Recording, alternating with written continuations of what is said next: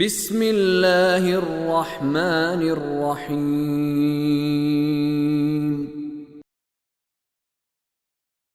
وَأَقْسَمُوا بِاللَّهِ جَهْدَ أَيْمَانِهِمْ لَئِنْ جَاءَتْهُمْ آيَةٌ لَيُؤْمِنُنَّ بِهَا قُلْ إِنَّمَا الْآيَاتُ عِنْدَ اللَّهِ وَمَا يُشْعِرُكُمْ أَنَّهَا إِذَا جَاءَتْ لَا يُؤْمِنُونَ وَنُقَلِّبُ أَفْئِدَتَهُمْ وَأَبْصَارَهُمْ كَمَا لَمْ يُؤْمِنُوا بِهِ أَوَّلَ مَرَّةٍ وَنَذَرُهُمْ فِي طُغْيَانِهِمْ يَعْمَهُونَ 109 وَأَقْسَمُوا بِاللَّهِ جَهْدَ أَيْمَانِهِمْ لَئِنْ جَاءَتْهُمْ آيَةٌ لَيُؤْمِنُنَّ بِهَا، اور یہ لوگ اللہ کی پکی قسمیں کھا کر کہتے ہیں اگر ہمارے پاس کوئی معجزہ آ جائے تو ضرور ایمان لے آئیں۔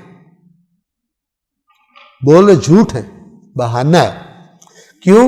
رسول اللہ سے ڈیمانڈ کرتے تھے، یہ کرو، یہ کرو، ایسا گھر بناؤ، باغ بناؤ، اس میں نہریں چلاؤ، آسمان پہ چڑھ جاؤ، فرشتے لاؤ، یہ کرو، ڈیمانڈز کرتے تھے۔ اور پھر پبلک کو دھوکہ دینے کہتے تھے قسم کھا رہے ہیں، ہم اللہ کی قسم کھا رہے ہیں، اگر یہ کام کر دینا یہ رسول ہم ایمان لے آئیں گے۔ اللہ نے ان کی ڈیمانڈ مانی نہیں ہے۔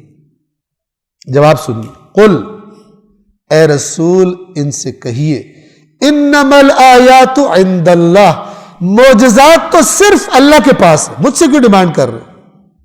معجزات میرے پاس نہیں ہے۔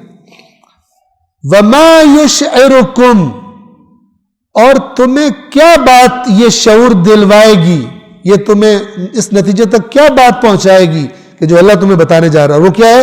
انہا اذا جاءت لا یؤمنون، کہ یہ وہ معجزات آ بھی جائیں یہ ایمان نہیں لائیں گے۔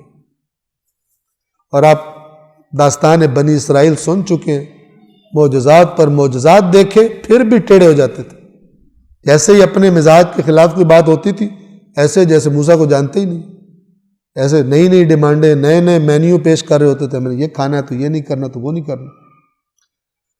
یہ قرآن آپ توجہ فرمائیں، انسان سے یہ کہتا ہے کہ اپنا مزاج چیک کر، تیرا مزاج بہانے بازی اور ہٹ دھرمی والا تو نہیں ہے، پھر تو خراب ہو گیا، پھر تو معجزے بھی دیکھ لے تو پھر کوئی اور دلیل لے کر آ جائے گا۔ مزاج عاقلانہ اور حق کے آگے تسلیم ہونے والا مزاج بنا، چاہے تیری ساری خواہشات کے خلاف، تب تو کامیاب ہے۔ لیکن اگر تو نے ہٹ دھرمی والا مزاج اپنایا تو اس مزاج نے بڑے بڑوں کو ہلاک کر دیا۔ پہلے ایک دفعہ ڈٹ گئے غلط بات پر تو پھر ماننی نہیں۔ قرآن کہتا ہے اے رسول یہ آپ کی بات نہیں مانیں گے، فما كانوا ليؤمنوا بما كذبوا به من قبل، یہ اس پر ایمان لانے والے ہیں ہی نہیں جس کو پہلے یہ جھٹلا چکے۔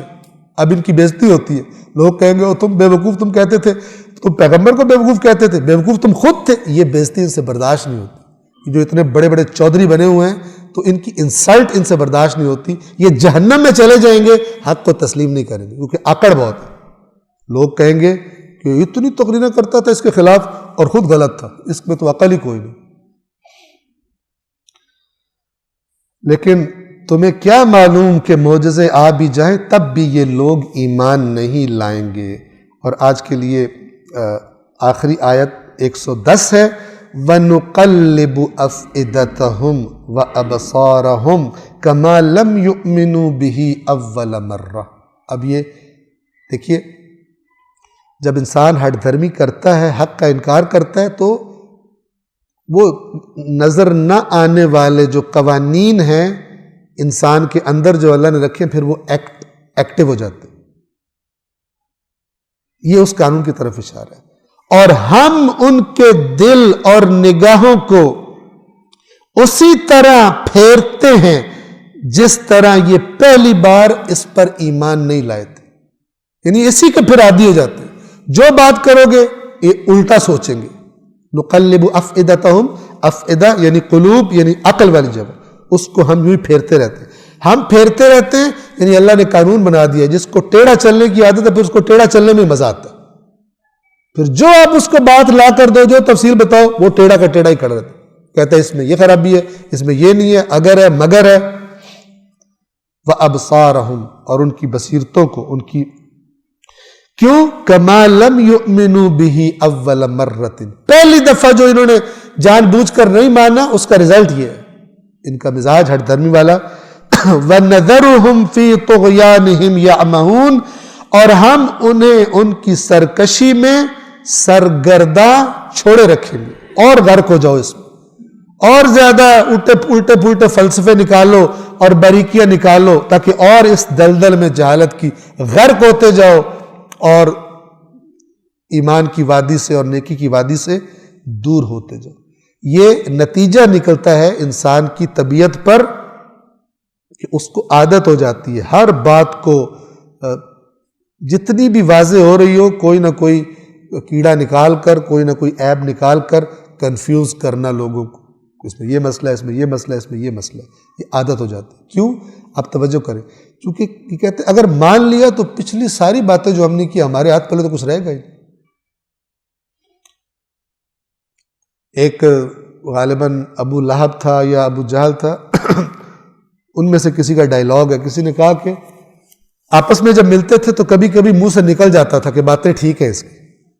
اصل میں رسول اللہ کی شخصیت بہت زبردست شخصیت، سب جانتے تھے کہ نہ کبھی کوئی بیہودہ بات کی ہے، نہ پچھلی پوری زندگی میں کوئی ایسا کام کیا ہے جسے نازیبا کام کہا جا سکتا ہو۔ خود قرآن میں اللہ نے رسول سے کہا، ان کو کہو میں تمہارے درمیان ایک عمر گزاری ہے، کیوں وہ باتیں کر رہے ہو جو تم خود بھی جانتے ہو کہ میرے میں نہیں ہے؟ کیوں مجھے میرے ایسے نام رکھتے ہو؟ کیوں ایسی مجھ پر تہمت لگاتے ہو؟ مجھے کہتے ہو یہ دیوانہ ہے، یہ مجنون ہے، یہ فلان ہے۔ میں نے تمہارے درمیان عمر گزاری، ابھی سے پہلے تو فیصلے سارے مجھ سے کرواتے تھے، اپنے جھگڑوں کے فیصلے میرے پاس لاتے تھے، تو میں اب مجنون کیسے ہو گیا؟ تو اس نے ایک نے باتوں باتوں میں کہا کہ باتیں تو ٹھیک ہے، تو پھر اس کو کہا گیا کہ اگر باتیں ٹھیک ہے تو پھر آپ مانتے کیوں نہیں؟ اس نے کہا کہ لوگ کہیں گے اپنے سے اتنی چھوٹی عمر کے بچے کی بات مان لی۔ یہ دلیل دی اس نے کہ میں جو اتنا بڑا مشہور ہوں، ظاہراً ابو جہل ہے کہ جس کا یہ ابو جہل نام اسلام کے بعد پڑا تھا، ویسے اس کا نام ابو الحکم تھا، یعنی حکمت کا باپ، اتنا سیاںا تھا، ٹھیک ہے؟ لیکن یہ حکمت جو تھی، یہ تکبر کے ساتھ تھی، اکڑ کے ساتھ تھی، حق کے سامنے نہیں جھکا تو ابو جہل قیامت تک اس کا نام پڑ گیا۔ تو اتنا میں سمجھدار ہوں، اس کی بات مان، لوگ کیا کہیں گے؟ کچھ کو اس نے بیڑا غرق کر دیا، کچھ کو خاندانی تعصب نے بیڑا غرق کر دیا، یہ بنو ہاشم والے سارا کچھ کر رہے ہیں، ہمارے ہاتھ میں لے آئی کچھ نہیں۔ ہر معیار جو خلاف حق ہے وہ انسان کا بیڑا غرق کر دیتے ہیں، جتنا اس کے پیچھے انسان چلے اپنا نقصان کرتا ہے۔ آج کے درس کو یہاں پر ہم تمام کر رہے ہیں، سورۃ الانعام کی آیت نمبر 110 پر، اور 7واں جو جز ہے قرآن کریم کا وہ الحمدللہ آج تمام ہوا۔ خدا نے زندگی اور توفیق دی تو کل سے 8واں جز قرآن مجید کا ہم شروع کریں گے۔ اللہ العلی العظیم۔